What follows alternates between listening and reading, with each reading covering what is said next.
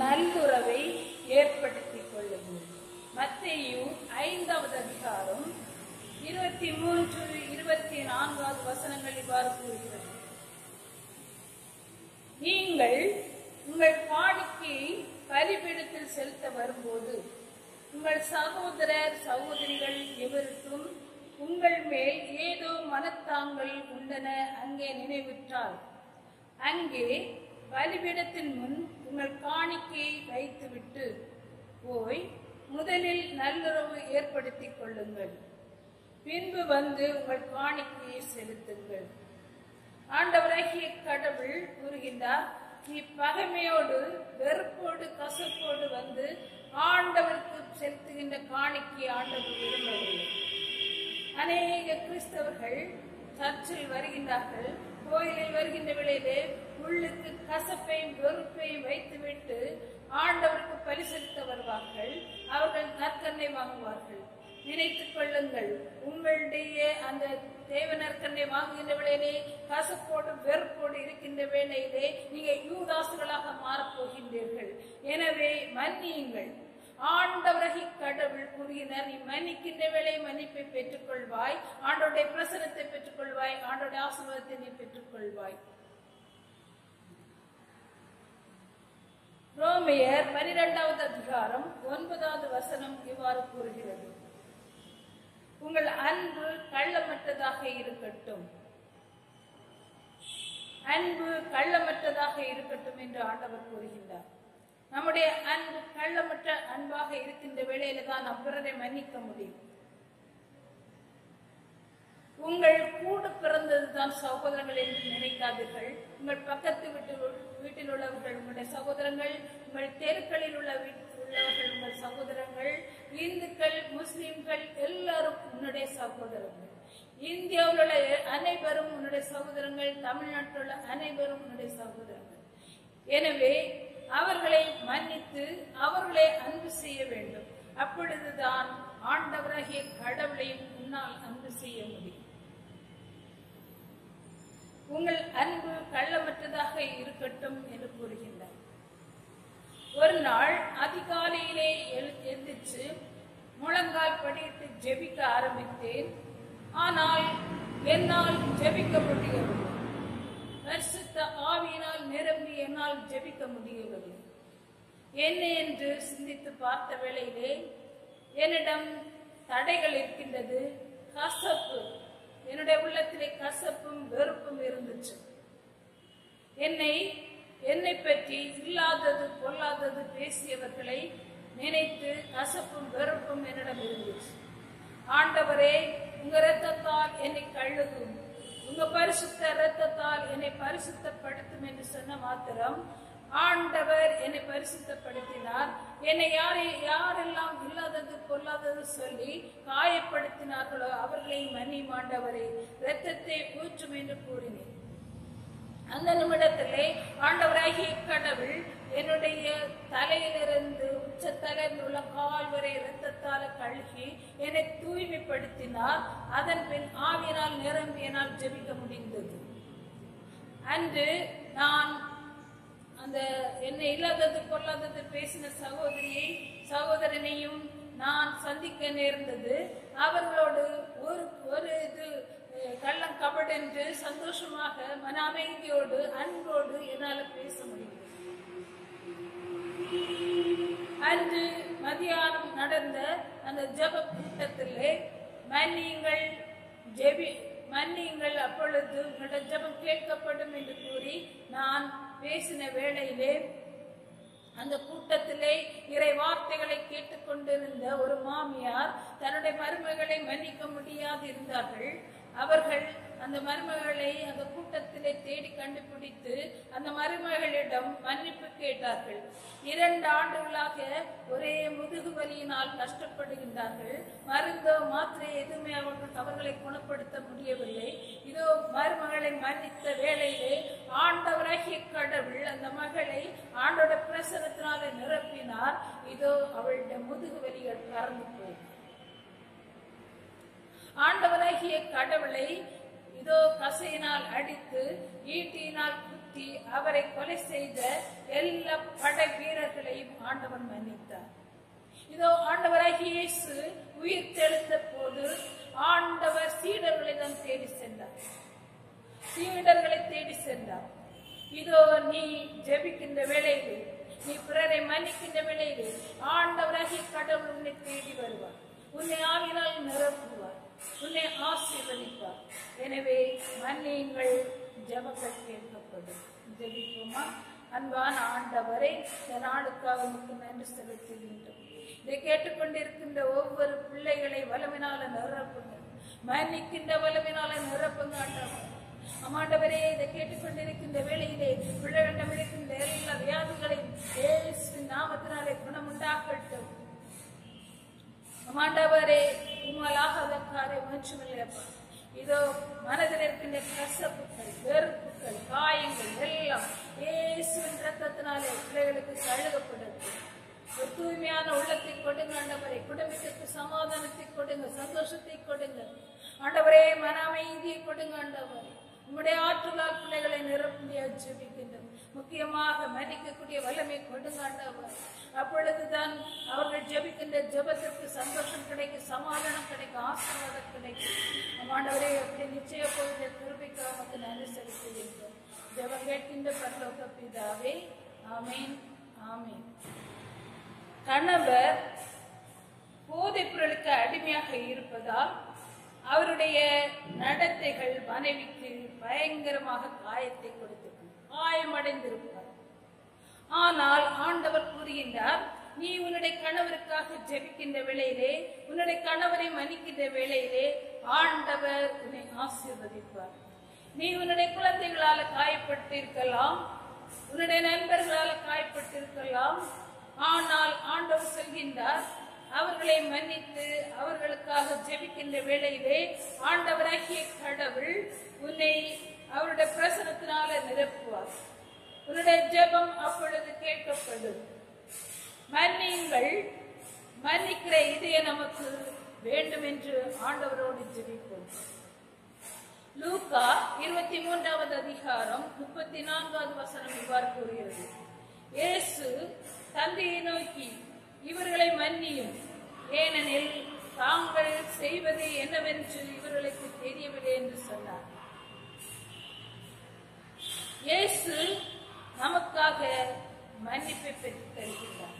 இயேசுவை பின்தொடர்ந்த ஸ்தோவானை பார்ப்போம். ஸ்தோவான் ஒரு வாலிப பையன், ஆண்டோட பிரசனத்தினால நிரம்பி இருக்கின்றவன். திருத்துதர் பணி 7வது அதிகாரம் 51வது வசனம் இவ்வாறு கூறுகிறது. திமிர் பிடித்தவர்களே, இறை வார்த்தையை கேட்க மறுக்கும் செவியும் ஏற்க மறுக்கும் உள்ளமும் கொண்டவர்களே, உங்களுடைய மூதாதையரை போல நீங்களும் தூய ஆவியாரை எப்போதும் எதிர்க்கின்றீர்கள், திருச்சட்டத்தை கடைபிடிப்பதில்லை என்று அவர் உரைத்ததை கேட்டு மனம் மாறுவதற்கு பதிலாக உள்ளம் கொதித்தெழுந்து அவரை பார்த்து பற்களை நரநரவென கடித்தார்கள். தூய ஆவியினால் நிறைந்து ஒரு ஸ்தோவான் என்ற வாலிபன் கூறுகின்ற அந்த வார்த்தையை கேட்டு மனம் மாறுவதற்கு பதிலாக இதோ கற்களை எடுக்கின்றார்கள். அவன் மீது கோப வெறியினாலே வீசுகின்றார்கள்.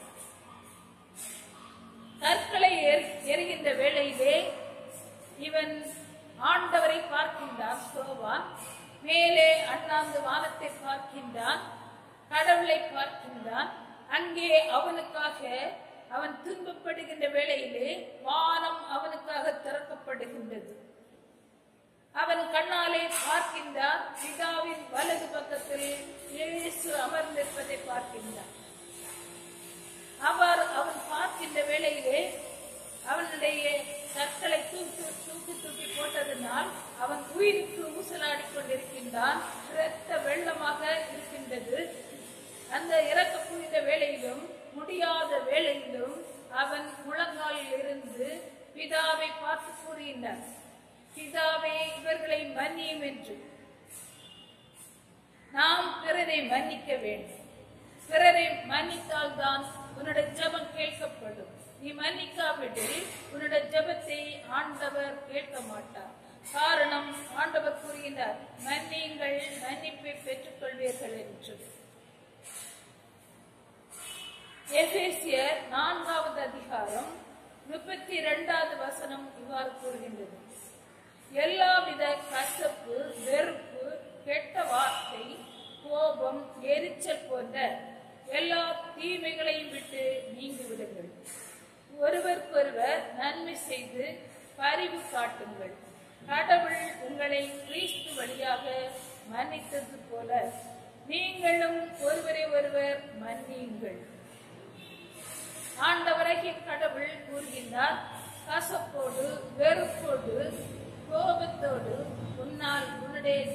நீ ஜெபிக்கின்ற வேளையிலே அந்த ஜெபத்தை ஆண்டவர் கேட்க மாட்டார். அதில் பதில் உனக்கு கிடைக்காது. மத்தேயு 6வது அதிகாரம் 12வது வசனம் இவ்வாறு கூறுகிறது: எங்களுக்கு எதிராக குற்றம் செய்தோரை நாங்கள் மன்னித்துள்ளது போல எங்கள் குற்றங்களை மன்னி.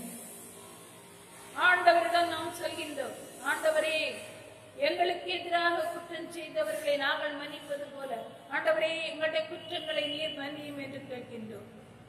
நீங்கள் மற்றவர்களை மன்னித்தால் தான் உங்களுடைய ஜெபங்கள் கேட்கப்படும், ஆண்டவரால் கேட்கப்படும். கணவன் மனைவியை, மருமகள் மாமியாரை மன்னிக்க முடியவில்லை. அவர்கள் செய்த தவற்றை மறந்து விடுவது, அவர்கள் மாமியார் மருமகளுக்கு எதிராக செய்த குற்றங்களை, மருமகள் மாமியாருக்கு எதிராக செய்த தவறுகளை மறந்து மன்னித்து ஜெபிக்கின்ற வேளையில தான் ஆண்டவராகிய கடவுளுடைய ஜெபத்திற்கு பதில் தருவார். நான் ஒரு சர்ச்சிலே பிரேயருக்காக சென்றிருந்தேன். அங்கே மன்னியுங்கள், உங்கள் ஜெபம் கேட்கப்படும் என்ற தலைப்பில் நான் ஜெபக்கூட்டம் நடத்தி கொண்டிருக்கின்ற வேளையிலே ஒரு ஆசிரியர், அவருக்கு முதுகு தண்டு வழக்கிலே பயங்கர வலி, அவர்களால் நிறைய நேரம் உட்கார்ந்திருக்க முடியாது, நிற்க முடியாது, முழங்கால இருக்க முடியாது. இந்த நிலையிலே அந்த சகோதரி இறை வார்த்தைகளை கேட்டுக்கொண்டிருக்கின்ற வேளையிலே இதோ தேவனர் கண்ணை ஆராதனை வேளையில் அவர் கண்ணீர் விட்டு ஜெபிக்க ஆரம்பித்தார். ஆண்டவரே, நான் மன்னிக்க முடியாத கசப்போடு வெறுப்போடு இருக்கின்றேனே. ஒவ்வொரு சம்பவமாக ஆண்டவர் அவளை நினைவூட்ட, ஆவியானவர் அவருக்கு துணை செய்ய அவள் அழுது புலம்பி கூக்குரலிட்டு அழுதார். நான் டீச்சராயிட்டே என்றெல்லாம் மறந்து அந்த இடத்திலே உரத்த குரலில், ஆண்டவரே நான் மன்னிக்கின்றேன், என்னிடம் இருக்கின்ற கசப்புகள் வெறுப்புகள் எல்லாத்தையும் ஆண்டவரே மன்னிங்க ஆண்டவரே சொல்லிட்டு உரத்த குரலில் அவள் அழுது ஜெபிக்கின்ற வேளையிலே தூய ஆவியானவரால் நிரப்பப்பட்டால் அவளுடைய முதுகு வலி அப்பொழுது தன்னை ஆண்டவர் குணப்படுத்தினார். அவளால் தேவனர் தன்னை ஆராதனை வேளையிலே பாடல்கள் பாடி எல்லாவரும் நடனமாடிய பொழுது அவளால் நடனமாட முடிந்தது. பிரேயர் முடிந்த பிற்பாடு சாட்சி சொல்கின்றார், ஆண்டவராகிய கடவுள் என்னை மன்னித்து விட்டார், எனக்கு மன்னிக்கின்ற உள்ளத்தை தந்தார், இப்பொழுது ஆண்டவர் எனக்கு பூர்ண விடுதலையை தந்து விட்டார் என்று. யார் யாரை வெறுக்கிறீர்களோ நீங்கள் அவர்களை அன்பு செய்ய ஆரம்பித்தால்தான், மன்னித்து அன்பு செய்தால்தான் ஆண்டவராகிய கடவுளுடைய பிரசன்னத்தை உன்னால் உணர முடியும். உன்னுடைய ஜெபத்திற்கு ஆண்டவர் பதில் தர முடியும். நல்லுறவை ஏற்படுத்திக் கொள்ளுங்கள், ஜெபம் கேட்கப்படும்.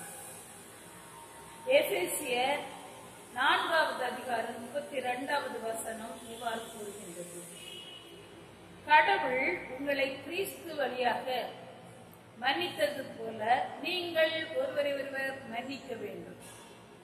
நீங்கள் பிறரை மன்னித்தால் நீங்கள் ஜெபிக்கின்ற அந்த ஜெபமானது வானக தந்தை உங்கள் ஜெபத்திற்கு பதில் தர வல்லவராக இருக்கின்றார். நீங்கள் பிறரை மன்னிக்கின்ற வேளையிலே உங்களுடைய வாழ்க்கையிலே அற்புதத்தை நீங்கள் காண முடியும். நீங்கள் பிறரை மன்னிக்கின்ற வேளையிலே சமாதானம் காணப்படும். நீங்கள் பிறரை மன்னிக்கின்ற வேளையிலே உங்கள் குடும்பத்திலே சந்தோஷம் காணப்படும். நீங்கள் பிறரை மன்னிக்கின்ற வேளையில் உங்கள் குடும்பத்திலே மன அமைதி காணப்படும். ஒரு சின்ன நிகழ்வு.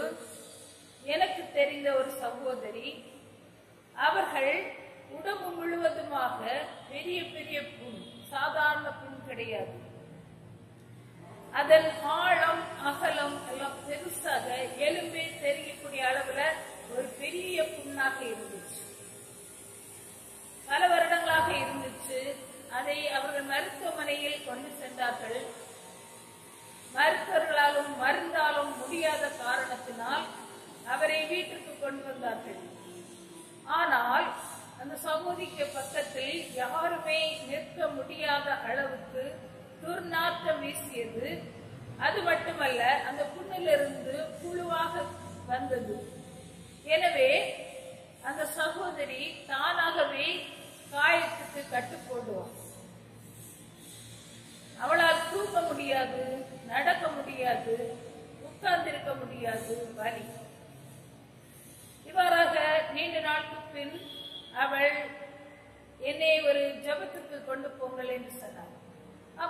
அவ்வாறாக ஜப கூட்டத்துக்கு கொண்டு வந்த பொழுது, மன்னிங்கள் உங்கள் ஜபம் கேட்கப்படும் என்ற அந்த ஜபத்தை, அந்த ஆண்டவருடைய வார்த்தைகளை கேட்கின்ற வேளையிலே அந்த ஒவ்வொரு வார்த்தைகளும் ஒவ்வொரு வசனங்களும் அந்த சகோதரியுடைய எலும்புகளை ஊடுருவியது, சதைகளை ஊடுருவியது, இரத்த ஓட்டங்கள் மஞ்சங்களை ஊடுருவியது, தான் செய்த பாவங்களை மனதில் கொண்டு வந்தது.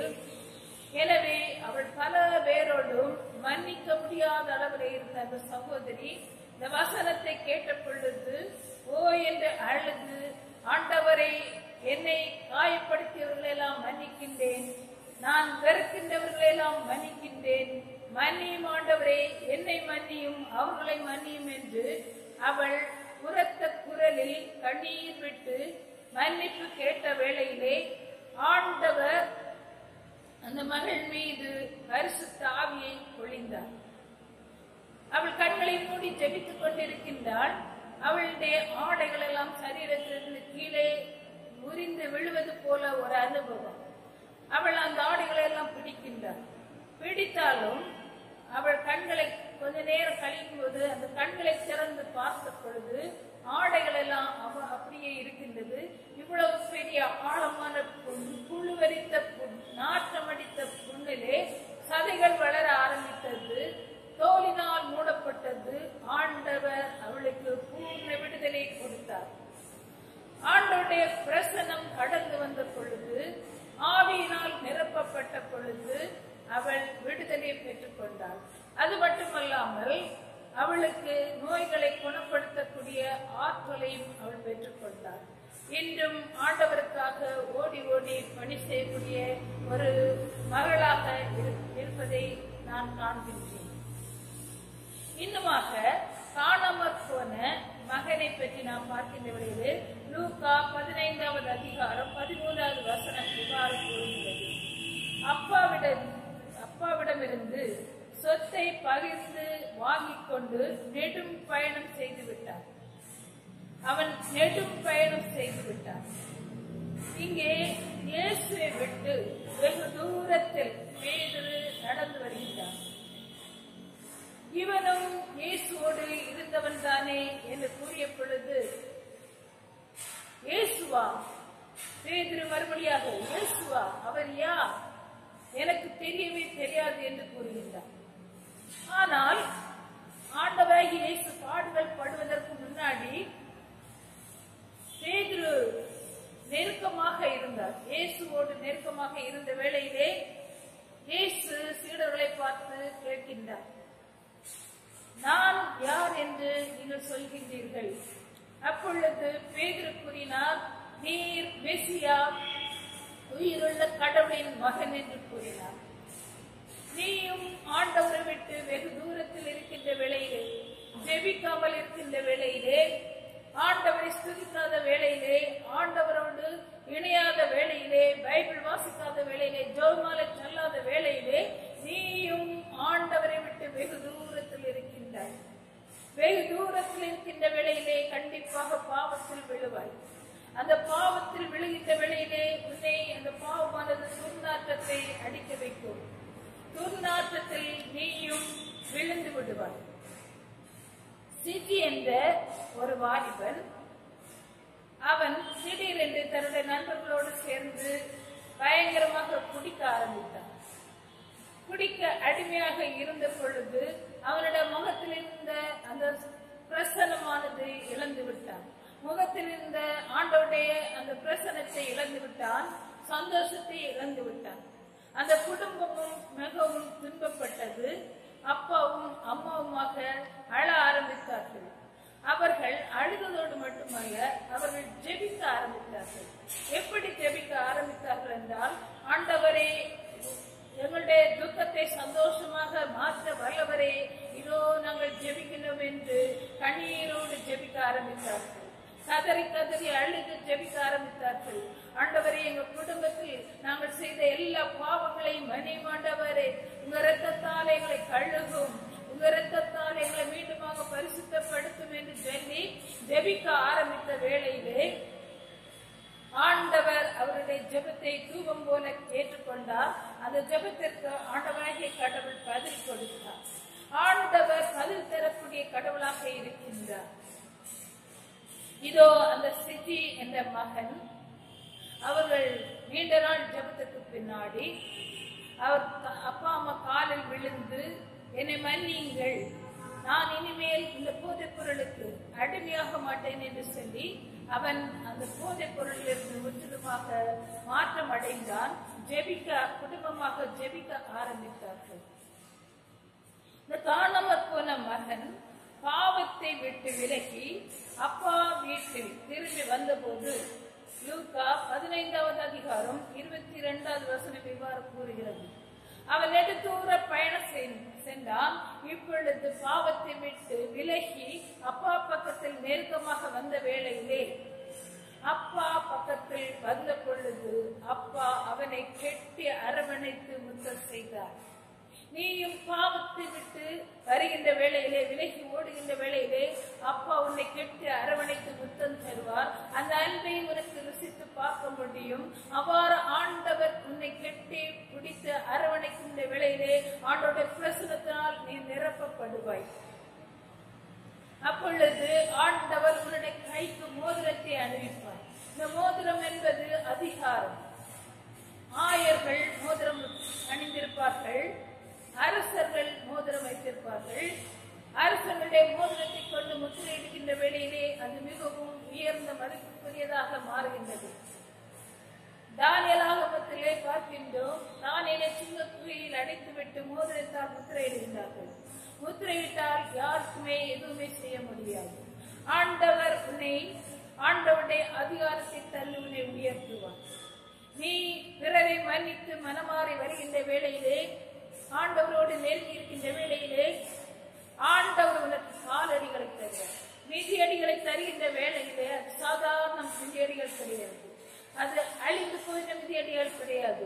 நற்செய்தியை அறிவிக்கக்கூடிய வல்லமை உண்மையை ஊற்றுவார். திருவிழுக்கு பெற்ற நாம் ஒவ்வொருவரும் ஆண்டவரை பற்றி அறிந்திருக்க வேண்டும். வசனங்களை வாசித்து தியானித்து அதன்படி வாழ்ந்திருக்க வேண்டும். நாம் பிறருக்கு நற்செய்தி அறிவிக்கின்ற பிள்ளைகளாக மாற வேண்டும். அதுதான் ஆண்டவருடைய விருப்பம். அதோடு மட்டுமில்லாமல் ஆண்டவர் சொல்கின்றார், நீ மனமாறி பிறரை மன்னித்து ஆண்டவர் பக்கத்தில் நெருக்கமாக வாழ்கின்ற வேளையிலே கொழுத்த தண்டை அடித்து விருந்து தருவார் என்று சொல்கின்றார். திருமண வீட்டிலே எவ்வளவு மகிழ்ச்சியாக இருக்கும், அதை விட மேலான மகிழ்ச்சி ஆண்டவர் உனக்கு தருவார். நீ மனமாறுகின்ற வேளையிலே, பிறரை மன்னிக்கின்ற வேளையிலே பரலோகத்திலே மகிழ்ச்சி உண்டாகும். வானதூதர்கள் ஆடி பாடி ஆண்டவரை புகழ்வார்களாம். அங்கே அப்பா வீட்டிலே ஒரே சந்தோஷமாக மகிழ்ச்சியாக இருக்கும் என்று நாம் வாசிக்கின்றோம். சிலுவையில் இயேசு சிலுவையில் தொங்கிய பொழுது யார் அவரிடம் மன்னிப்பு கேட்டார்? இயேசுவை அடித்து குற்றம் செய்யாத, பாவம் செய்யாத இயேசுவை சிலுவையில் அறைந்தார்கள். சிலுவையில் தொங்கிய வேளையிலே ஆண்டவரிடம் இயேசுவோடு 100க்கு அதிபதி மன்னிப்பு கேட்டாரா? அல்லது போர் வீரர்கள் மன்னிப்பு கேட்டார்களா? அல்லது மத தலைவர்கள் மன்னிப்பு கேட்டார்களா? யாருமே மன்னிப்பு கேட்கவில்லை. ஆனால் ஆண்டவராக இயேசு சிலுவையில் இருந்து உரத்த குரலில், பிதாவே இவர்களை மன்னியும் என்று ஆண்டவர் நமக்கு மன்னிப்பை, பிறரை மன்னிக்க அதை கற்றுத்தருகின்றார். சிலுவையிலிருந்து நமக்கு கிறிஸ்தவர்களாகிய நாம் ஆண்டவரோடு நீ நெருங்கி செல்கின்ற வேளையிலே, ஆண்டவரோடு தூயாவியினால் நிரம்பி இருக்கின்ற வேளையிலே நீ பிறரை மன்னிக்க முடியும். நீயும் பிறரை மன்னிப்பாய். யோசேப்பை பாருங்கள். யோசேப்பு தொடக்க நூல் 37வது அதிகாரம் 28வது வசனத்தில் பார்க்கின்ற விடையிலே, யோசேப்பு அவருடைய சகோதரர்களால் குழியில் தள்ளப்பட்டான், காயப்படுத்தப்பட்டான், அவன் அடிமையாக விற்கப்பட்டான். அங்கிருந்து அவன் தூக்கி சென்று அவர்கள் சிறைச்சாலையிலே அவன் அங்கே வைக்கப்பட்டான். இந்த சம்பவங்கள் அத்தனை நடந்தும் ஆண்டவராகிய கடவுள் எகிப்து தேசத்திலே அவனை உயர்த்திய பொழுது அவன் தம்பட்டம் அடிக்கவில்லை. சகோதரர்களையும் தந்தையை கூப்பிட்டு தம்பட்டம் அடிக்கவில்லை. பின்னாடி நடக்க போறதை கனவுடியாக ஆண்டவர் முன்னாடி சொன்னாரே பாருங்கள் என்று தம்பட்டம் அடிக்கவில்லை. மாறாக தொடக்க நூல் 42வது அதிகாரத்தில் பார்க்கின்ற வேளையிலே தன் சகோதரர்கள் தங்கள் தவற்றை உணர்ந்து மனம் திரும்புவதை யோசேப்பு பார்த்தான். தொடக்க நூல் 45வது அதிகாரம் 1லிருந்து உள்ள வசனத்தை பார்க்கின்ற வேளையிலே தன்னை சகோதரர்களுக்கு வெளிப்படுத்தி தன் சகோதரர்களோடு ஒப்புரவாகி அவர்களோடு அன்பாக